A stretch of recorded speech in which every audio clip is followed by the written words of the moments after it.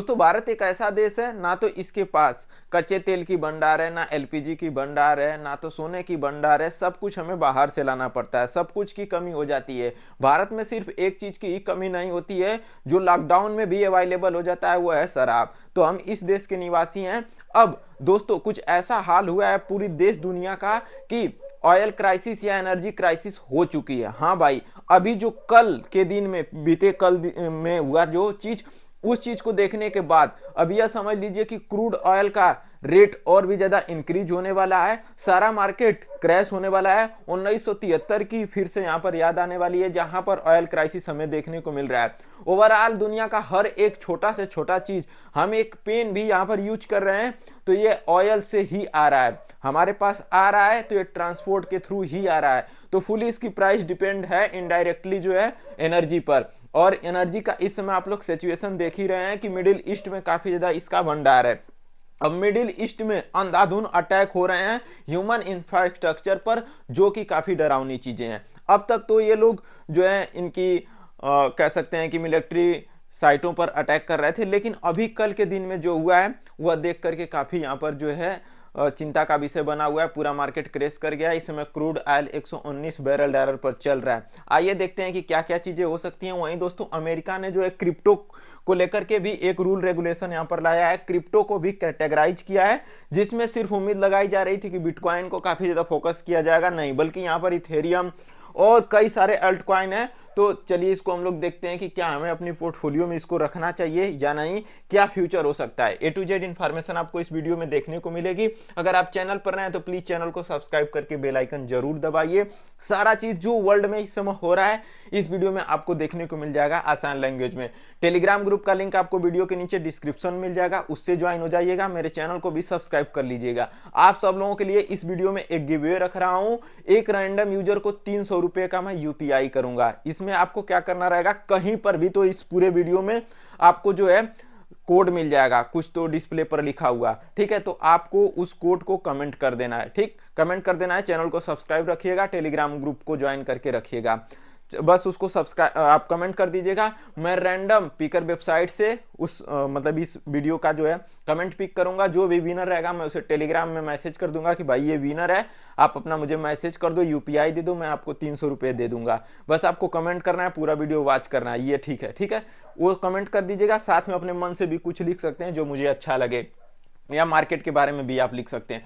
First of all हम लोग देखें एनर्जी फ्यूचर। इसमें ब्रेंट ऑयल जो क्रूड ऑयल होता है उसकी प्राइस 107 बैरल डॉलर अभी हमें देखने को मिल रही है, जो कि पिछले 24 घंटे में थोड़ा सा डाउन हुआ है, जो कि 1% के हिसाब से डाउन हुआ है। यह 119 बैरल डॉलर हो गई थी, 95 से 119, सोचो लगभग 20% का हमें जो है डाउन जो है अब देखने को मिला था। इसके बाद ऑयल देख सकते हैं, नेचुरल गैस का प्राइस यहाँ पर देख सकते हैं, ये सब आप जो है कुछ मेटल्स हैं इनकी प्राइस आप लोग देख सकते हैं। इसके बाद दोस्तों अगर हम लोग जो है पूरी दुनिया का जो इस समय मार्केट, स्टॉक मार्केट है, उसको एनालिसिस करें तो क्या चल रहा है, उन सारी चीजों को भी देख लें, जिससे हमें अंदाजा हो जाएगा कि भाई ये जो फिलहाल प्राइस बढ़ रही है यह केवल केवल जो है ऑयल की और गैसेस की ही बढ़ रही है। और साथ में आप सबको यह भी बता दूं कि कल के दिन में गोल्ड इतना बड़ा करेक्शन लिया था कि आप सोच भी नहीं सकते।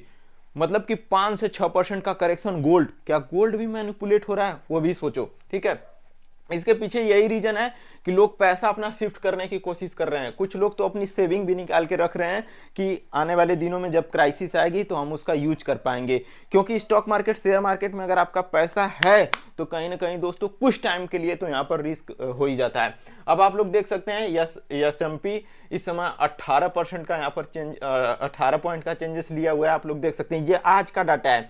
पिछले जब कल अटैक हुआ था, मैं अभी बताऊंगा क्या अटैक हुआ था, तो उनमें यह जो है 5-10% का यहाँ पर करेक्शन लेता हुआ हमें देखने को मिल रहा था। अब बिटकॉइन की बात करें तो इस समय बिटकॉइन आपका $70,000 के आसपास हमें देखने को मिल जाएगा, जो कि ठीक है। अब मैं आगे इसमें एक चीज और बताऊंगा, जो कि एज आप कह सकते हैं कि इन्वेस्टर थोड़ा सा आपको ध्यान देना चाहिए इन फ्यूचर को सोचते हुए।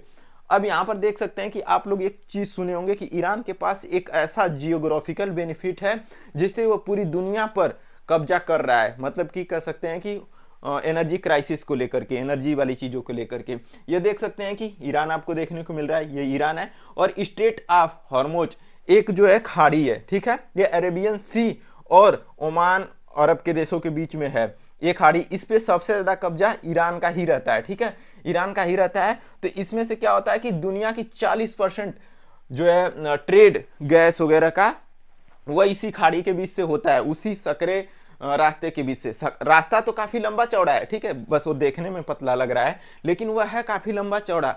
लेकिन इसके बावजूद भी हर जगह से उसमें शिप नहीं जा सकती, क्योंकि शिप काफी बड़ी बड़ी होती हैं।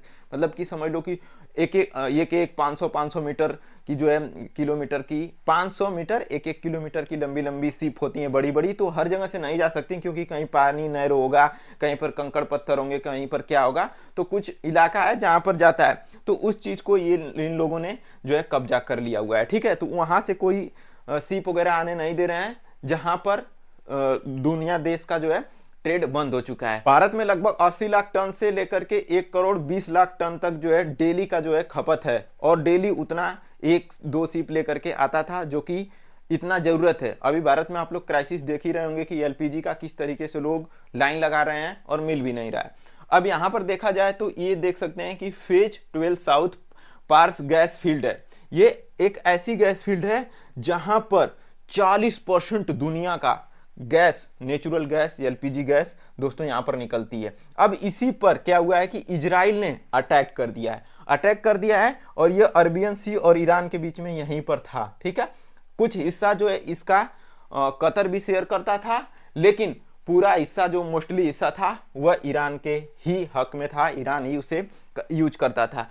लेकिन दोस्तों जब उस पर अटैक हुआ तो वहां पर काफी ज्यादा जो है ब्लंडर हो गया, मतलब कि बहुत चीज नस्ता नाबूद हो गया। तो इसको देख करके ईरान काफी ज्यादा घबरा गया, और उधर से डोनाल्ड ट्रंप क्या कर रहा है कि हमें कोई आइडिया नहीं है कि इजराइल इस पर अटैक करने वाला था, यह बाई मिस्टेक हुआ है। लेकिन दोस्तों फिर अचानक से ईरान जो है, जो हिस्सा मतलब कि इसका था पार्स का, जो एक मैंने अभी दिखाया साउथ पार्स का, उसमें दो हिस्से हो गए। एक तो ईरान के पास है, ऐसे है, तो ऐसे है समझ लो। तो एक हिस्सा इधर भी जा रहा है, एक हिस्सा इधर भी।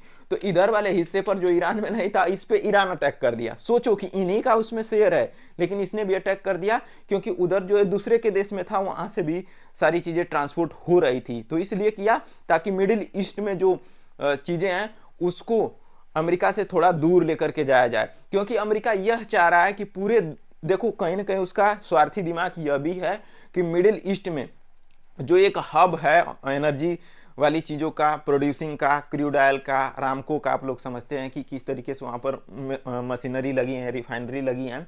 तो सोचता है कि इसी युद्ध में थोड़ा उधर ब्लास्ट हो जाए, तो हम जो वेनेजुला और अमेरिका में जो रिफाइनरी सेटअप किए हैं उससे पूरी दुनिया में तेल बेचा जाए, खरीदा जाए। तो वहां पर ये भी दिमाग ये लगा रहा है, इस चीज को समझना चाहिए। तो वो सोच रहा है थोड़ा बहुत अटैक हो जाए, करवा ले, इसी में तो और ही मजा है। अब ये देख सकते हैं कुछ इस तरीके से मशीनरी लगी रहती है, तो इस पे हो चुका है अटैक, और ईरान का राय हम छोड़ेंगे नहीं। एक चीज और हुआ है, ईरान ने आज के डेट में ही, कुछ दिन पहले भी उनका एक F-15 फाइटर जेट को जो है किया था इंटरसेप्ट, आज भी एक कर दिया है जो मिलियंस ऑफ डॉलर का है। वीडियो आपको लगा दूंगा, ठीक है। अब देख सकते हैं कि भारत की स्थिति बेहद संवेदनशील है। 88% कच्चा तेल आयात होता है, मतलब विदेश से आता है। 60% एलपीजी बाहर से आता है। 50% प्राकृतिक गैस भारत जो है निर्भर करता है पश्चिमी एशिया से।